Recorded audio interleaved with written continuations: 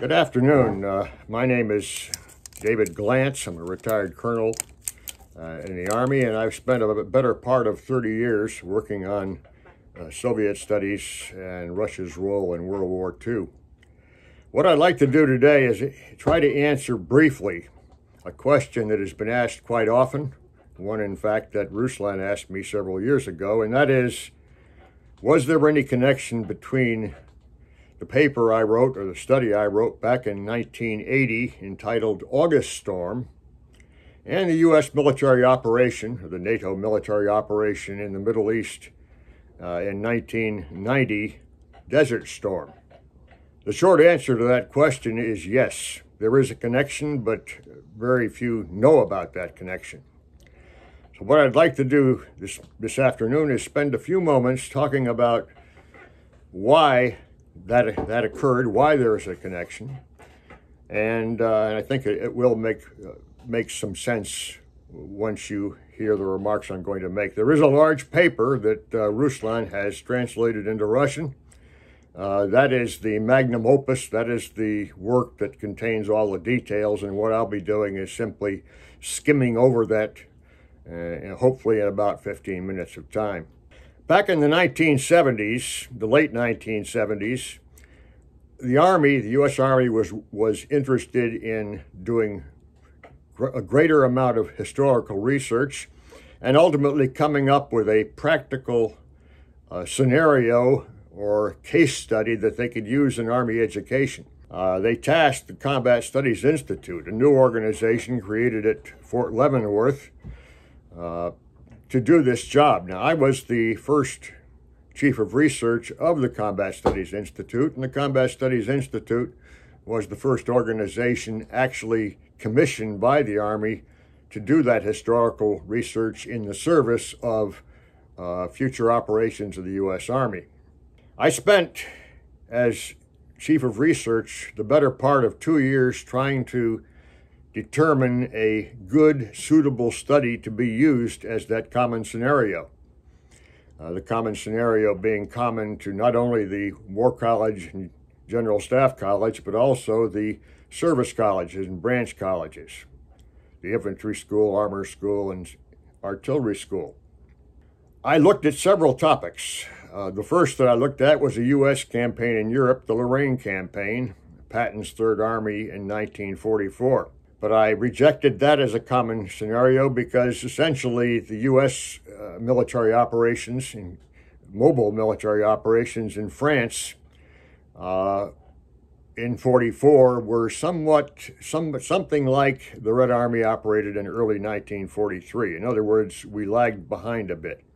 I then looked at the Belgorid Karkov offensive following the Battle of Kursk in August 1943, because that had two tank armies operating deep, and it was successful. However, that was clearly a learning operation, and it did not convey the full measure of operational maneuver. That is, the use of large tank forces to go after distant objectives. Quite by happenstance, in late 1979, the Japanese asked the Combat Studies Institute to create and join in a historical exchange, a research exchange, whereby we would research topics interesting them and they would research topics interesting us. Most of the topics the Japanese chose were Russian-oriented topics. As a matter of fact, the first three topics were the Manchuria Offensive of 45, Soviet airborne operations, and Soviet amphibious operations. And I think anyone can understand why they'd be concerned by that. Most of our questions pertained to the island operations in the Pacific during World War II. I spent about 1.5 to 2 years researching the Manchurian Offensive from the existing Soviet sources, and came up with 2 Leavenworth papers, both ultimately entitled August Storm, one volume being on strategic and operational matters and the other on tactical matters. Those studies were published as Leavenworth papers in 1983 and 84, and in accordance with CSI's mission, Combat Studies Institute's mission, those were given to students who came to Fort Leavenworth and also sold by the government printing office. Now, we make the transition from 1980, 83, 84 to the late last few years of the century. As you know, Saddam Hussein and Iraq invaded Kuwait. They invaded it and basically drove through and conquered the territory. The U.S. government stepped in and mounted operations first to defend against any further incursions into Saudi Arabia, and then to mount an offensive to regain Kuwait and restore its independence. That operation, in terms of its area, in terms of most of its characteristics, what was a very complicated operation, a very carefully planned operation, and an operation whose characteristics resembled those in August Storm. In other words, those that characterized the Soviet Manchurian offensive of August 1945. That pertained to how one builds up his forces before launching the offensive. That pertains to the important command and control questions of creating a unified command, Army, Navy, and Air Force, to conduct the offensive. It pertains to terrain that hitherto had been considered in Manchuria to be impenetrable. And obviously, there were areas adjacent to Kuwait that also looked impenetrable. In the one instance, desert, and the other desert, mountains, and in other areas of Manchuria, very heavily wooded terrain. The idea of launching attacks along multiple axes to confuse the enemy. Leading the attack with heavy armored formations. In other words, an offensive scheme that relied upon operational maneuver and tactical maneuver by tank forces to bring the operation to as quick a halt as possible. And supporting the attack with overwhelming artillery and air superiority to allow for rapid exploitation and conducting a deep interdiction and engagement of enemy reserves before they reach the battlefield. In other words, the characteristics that thousands of students at the General Staff College had read when they studied the Manchurian operation pretty much matched the challenges posed by doing an offensive operation into Iraq to liberate Kuwait. Now, we had our defensive phase in Iraq. It was called Desert Shield. It involved building up forces in Saudi Arabia, building up forces along the Iraqi border, and it involved planning for an exploitation of the defense, the conversion of it into an offense.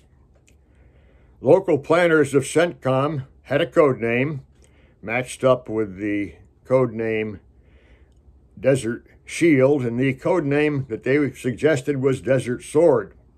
Now, to facilitate planning for this offensive into Iraq, in 1999, early 1999, CENTCOM requested Fort Leavenworth send a planning cell to Kuwait to help plan the operation. That planning cell consisted of many of the instructors at the School of Advanced Military Studies, an organization that provided a second year of study at the Command and General Staff College for the best students. And also they dispatched a team, I'm not sure how many were on the team, but a team of advanced course students in SAMS to assist those planning the operation. To make a long story short, it was evident upon their arrival that this was going to be an operation that had most of the characteristics and features of the theater operation conducted in Manchuria by the Soviet Army. As they planned it, many of the lessons learned in Manchuria were applied to the U.S. operational plan against Iraq and into Kuwait. I've got a couple of quotes that I'll give you from people who were on that planning team. First, a faculty member at SAMS did work on the problem sent back by the so-called Jedi Knights. These were the folks that participated in the second-year program at Fort Leavenworth. The question was, what was the Iraqi center of gravity?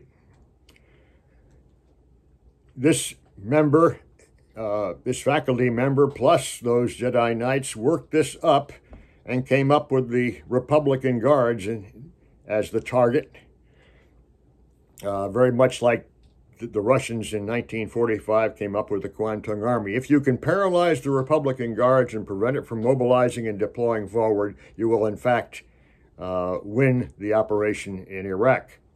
This was the same way that the Soviets essentially paralyzed the Kwantung Army by the speed and location of their attack. Another quote from a member of the team: the proposal for the flanking maneuver, this is the flanking maneuver through Saudi Arabia and across the deserts, actually had two forms depending on the availability of forces. In August 1990, we were not sure of the size of the coalition for possible offensive operations. If sufficient forces were obtained, and they ultimately were, the notion was conducting a giant flanking maneuver like that executed in Manchuria, but with the objective of surrounding Iraqi forces in Kuwait and forcing Saddam to commit the Republican Guards in relief operations setting them up for the ultimate defeat they received when we conducted the large-scale envelopment movement. Now, there are others that I've cited in my paper, and this paper is being printed, I believe, by CAS, the Center for Strategic Technology. The key features of the proposal, the offensive proposal, were the possibility of exploiting an open flank in the desert and the great difference in quality of Allied command and control to conduct maneuver warfare, with the objective being the encirclement of the Iraqi army in Kuwait and the annihilation of the Iraqi Republican Guards, which in and of itself would lead to achievement of the other objectives. Obviously, air superiority and the application of principles of deep battle, those clearly articulated in the 30s and then during wartime by the Red Army, gave the U.S. the edge in Iraq. Now, there is an irony in all of this, a very interesting irony. After Desert Storm, and in fact, after my Leavenworth papers appeared, there was an assumption in many quarters that August Storm was the code name for the Soviet operation in Manchuria. If you look at the Oxford Military Encyclopedia and Atlas, the most recent edition, you will see a glossary at the end, which contains the term, like Overlord, the term August Storm, and says that this was the code name for the Soviet offensive in Manchuria. No, it was not. When we were writing the Leavenworth papers, or I'd finished writing the Leavenworth papers, obviously a title, The Soviet Strategic Offensive in Manchuria, was not particularly catching. So we discussed it, and my 10-year-old daughter, Susie, asked me, wasn't it raining in Manchuria when they conducted the attack, at least in eastern Manchuria? And I said yes. And she said, why don't you call the operation August Storm? That indicates the fickleness of history, because August Storm has grown from a simple voice of a 10-year-old to the position of a code name for a major operation by an army conducting a postgraduate operation in August 1945.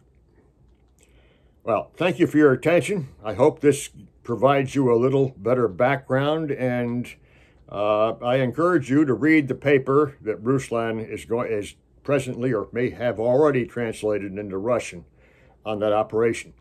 You won't find many folks who, in the U.S. Army in particular, who will tell you about the link between the two operations, but it does show you that education, military education, can play a role, a fairly important role, in conducting future military operations.